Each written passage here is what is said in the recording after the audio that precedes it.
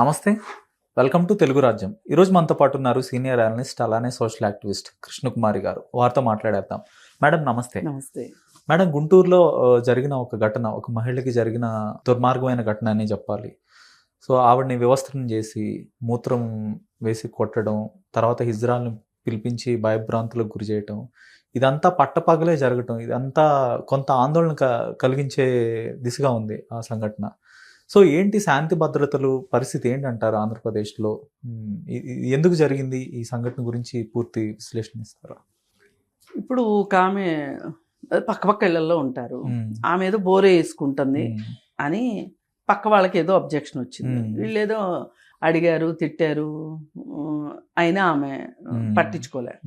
ఇంకప్పుడు వీళ్ళు హిజ్రాలను పిలిపించుకున్నారు. పిలిపించుకుని జనరల్గా ఏంటి అంటే హిజ్రాలను చూడగానే వాళ్ళు ఎవరైనా రెండో వాళ్ళు భయపడతారు, పైగా వాళ్ళ మీద పెద్ద కేసులు ఉండవేమో అనే ఉద్దేశంతో వాళ్ళని పిలిపించుకుంటారు జనరల్గా. పాపం వాళ్ళు ఎందుకు వస్తారంటే వాళ్ళ జీవన భృతి కోసం వాళ్ళు వస్తారు. సరే, ఇది ఇలా జరుగుతున్న టైంలో ఒక మూమెంట్లో పరిస్థితి అదుపు తప్పినప్పుడు ఇతనికి ఎవరైతే ఉన్నాడో ఈ పక్కింటి ఇతను ఆమె చీర లాగాడు. మరి హిజ్రాల్ లాగారా, ఇతను లాగాడా, ఎవరు లాగారా కానీ ఏదైనా కానీ వీళ్ళ వల్లే జరిగింది అది. అయితే ఇంకా ఆవిడ బట్టలు లేవు, ఆమెని తరిమినంత పని చేశారు. ఇది పట్టపగలు జరిగింది. ఇది చాలా చాలా దుర్మార్గమైన ఘటన, చాలా బాధాకరమైన ఘటన. అయితే ఈ ఘటనకి కారణమైన వ్యక్తి ఎవరైతే ఉన్నాడో అతను టీడీపీ పార్టీ అంట. అతనికి పార్టీ అండ ఉంటుంది కదా అనే ఒక ధీమాతోటి చేసినట్టున్నాడు. చేస్తే ఈ విషయం వెంటనే గల్లా మాధవి ఆ ఏరియా ఎమ్మెల్యే ఆవిడ దృష్టికి వచ్చింది. వెంటనే ఆవిడ అతన్ని పార్టీ నుంచి సస్పెండ్ చేసింది. ఎవరైనా ఇట్లాంటి వాటికి పార్టీ అండ ఉంటుంది అని అనుకోమాకండి, ఇది కుదిరే పని కాదు అని చెప్పి సస్పెండ్ చేసింది. ఒక రకంగా చెడులో మంచి చూస్తే గనక ఇది ఒక మంచి విషయం. అంబటి రాంబాబు గారి ఇంటి మీద దాడి జరిగినప్పుడు కొంతమంది గూండాలు వెళ్ళి ఇంటి మీదకి రాళ్ళు విసరటం, తగలబెట్టడం, నాడే వాళ్ళ మీద కేసులు కట్టుంటే, కంట్రోల్ చేసి ఉంటే, ఇలాంటి ఒక ధైర్యం అనేది అధికార పార్టీలో ఉండే ఎవరైతే ఈ రౌడీ గ్యాంగ్స్ ఉంటాయో వీళ్ళందరికీ ఒక కంట్రోల్, ఒక చెక్ లాగా ఉండుండేది కదా. అప్పుడు వాళ్ళు తీసుకోకపోవటం వల్ల ఈ సంఘటన జరిగిందని ఎందుకు అనుకోకూడదు? అంటే నేను మాట్లాడితే నేనేదో టీడీపీ సపోర్టర్ని అనుకుంటారు, కానీ నేను టీడీపీ సపోర్టర్ని కాదు. నేను ఉన్నమాట చెప్తున్నా. 2014 నుంచి ఇది 2026, ఈ 12 సంవత్సరాల కాలం రాష్ట్రం విడిపోయిన తర్వాత ఒక రకంగా ఇలాంటి అల్లరి చిల్లర పనులకి నేర్పింది కానీ ప్రాక్టీస్ చేసింది కానీ వైసీపీ అనే చెప్పుకోవచ్చు. ఇప్పుడు అసెంబ్లీలో అప్పట్లో జరిగిన గలాట, రోజా కొంతమంది వాళ్ళని సస్పెండ్ చేయటము, అది జరగటానికి ఒక రకంగా అది వాంఛనీయమైన విషయం అయితే కాదు. ఆ వీడియోలన్నీ బయటకు వచ్చినాయి కదా. ఆమె చాలామంది ఏమన్నారంటే ఒక మహిళ అయ్యుండి వేరే మహిళల్ని అలా ఎక్కిరించడం, బాడీ షేమింగ్ చేయటం అది కరెక్ట్ కాదు అని చెప్పి మాట్లాడిన ఘటన ధర్మిల. ఆ తర్వాత వాళ్ళు అధికారంలోకి వచ్చిన తర్వాత వాళ్ళు చేసిన రభస, సాక్షాత్తు తెలుగుదేశం పార్టీ ఆఫీస్ మీదకి వెళ్ళి దాడి చేయటం, చంద్రబాబు నాయుడు ఇంటి మీదకి వెళ్ళి దాడి చేయటం, ఇవన్నీ కూడా అంతకుముందు ఎప్పుడు ఆంధ్ర రాష్ట్రంలో చూడలే. అయితే ఘోరంగా ఓడించారు. నేను చెప్తానండి. అయితే ఇది ఏమవుద్దంటే ఒక ప్రాక్టీసు మన బుర్రలో పడింది అనుకోండి, నెక్స్ట్ ఎవరన్నా అలా చెయ్యాలి అనుకునేవాడికి, ఏమన్నా చెయ్యాలి అనుకునేవాడికి వాడిని చేశారు, మన దాకా మనని మాత్రం ఏం చేస్తారు. ఇప్పుడు ప్రజలు ఇవన్నీ దృష్టిలో పెట్టుకుని ఓడిచ్చారు ఇది అనేది థాట్ రాదు. ఇప్పుడు చెయ్యాలనుకునే వాడికి ఇది ఒక వంక. ఏదో సామెత ఉంది కదా, వాళ్ళు చేశారు కదా మేము చేస్తాం, వాళ్ళు ఓడిపోయారు కదా మేము కూడా ఓడిపోవటానికి సిద్ధమే, ఇది ఒప్పుకోరు మళ్ళీ. ఇప్పుడు ఆఫే మాకు కావాల్సింది. ఈ ఆఫ్ లో ఏంటి అంటే ఇప్పుడు పార్టీ కార్యకర్తలు వేరుగుంటారండి, ఏదైనా పార్టీ వేరుగుంటది. ఇప్పుడు పైన అధినాయకత్వం వేరుగా ఉంటది, కింద వాళ్ళు కార్యకర్తలు కావచ్చు, మిడిల్ లీడర్స్ ఒకలాగా ఉంటారు, అవును. వీళ్ళ హావా కొనసాగించుకుంటారు. అవును. ఇప్పుడు నేను ఒక 2-3 సంఘటనలు ఎందుకు నేను చెప్పానంటే వైసీపీ గురించి, అవి ఒక ల్యాండ్ మార్క్ లాగా మిగిలిపోయినాయి. ఇప్పుడు ఈ మాదిరిగా పార్టీగా చేసింది లేదు వాళ్ళు, తెలుగుదేశం వాళ్ళు. తెలుగు రాష్ట్ర అసలు ఉమ్మడి ఆంధ్రప్రదేశ్లో కూడా ఇంత అడ్డగోలుగా చేసింది లేదు.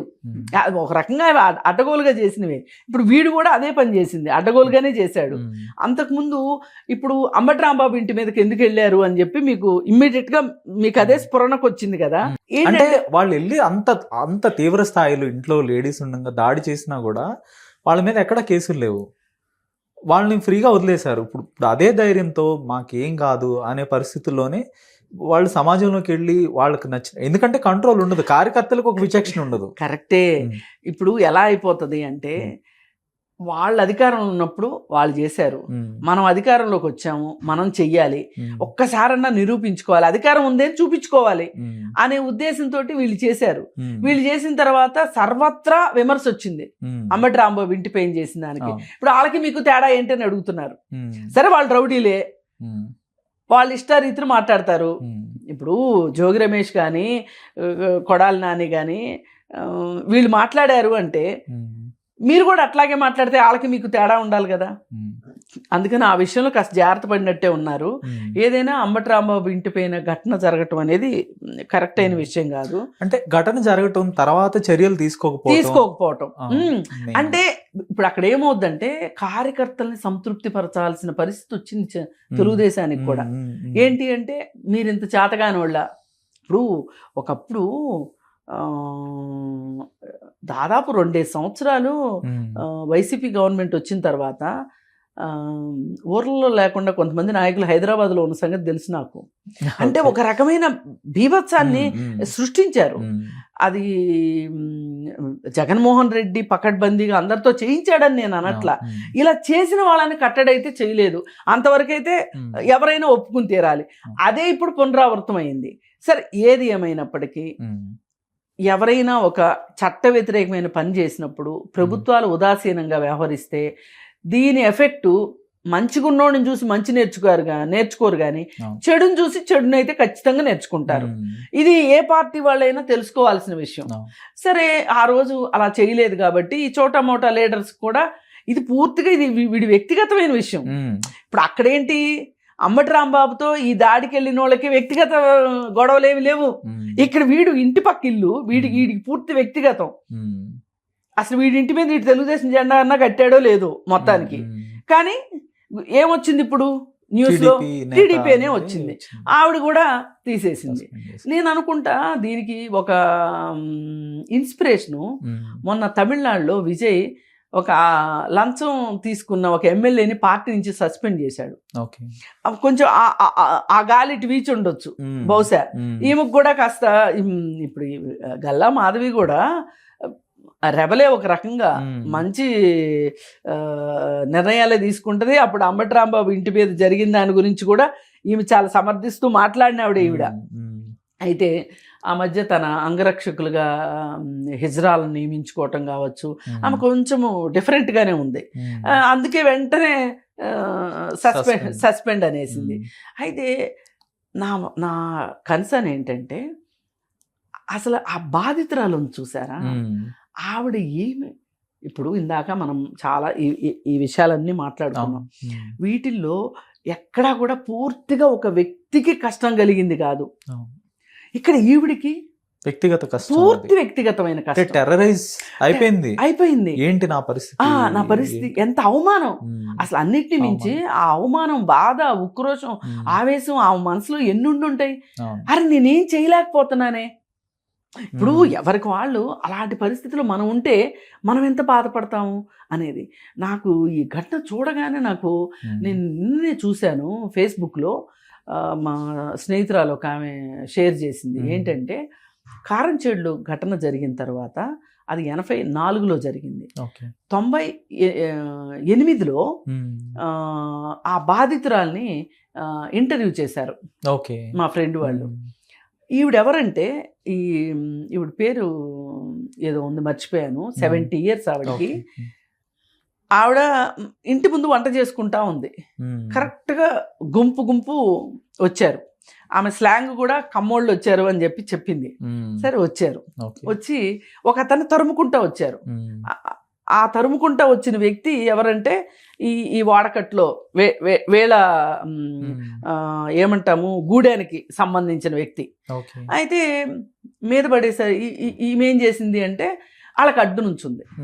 సరే నేను ఆపితే ఆగుతారేమో, స్పాంటేనియస్ గా ఆమె ఒక మనిషిగా ఆమె అడ్డుపడాలని చూసింది. తోసేశారు ఆవిడ్ని. తోసిన ఆవిడ్ని కింద పడిపోతే వెల్లికిల పడిపోతే ఆవిడ్ని లేపి నుంచోబెట్టి పొట్టలో ఒక్క తన్నుదన్ని కింద పడేసి ఆమె మీదుగా ఇంట్లోకి వెళ్ళారు అతన్ని చంపటానికి. అయితే ఈలోపు ఈమెకేం జరిగింది, ఈ వీళ్ళ చేతిలో బరిసెలు, ఎవరి చేతిలో ఏది ఉందో కూడా అర్థం కాని పరిస్థితిలో ఆయుధాలు ఉన్నాయి వీళ్ళ ఇళ్లలో. అంటే ఏది దొరికితే అది వేసుకుని వచ్చారు వాళ్ళు.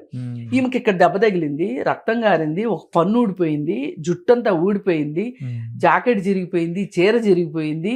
ఆమెకి కొంచెం ఒక స్పృహలోకి వచ్చి చూసేసరికి ఆమె పరిస్థితి ఇది.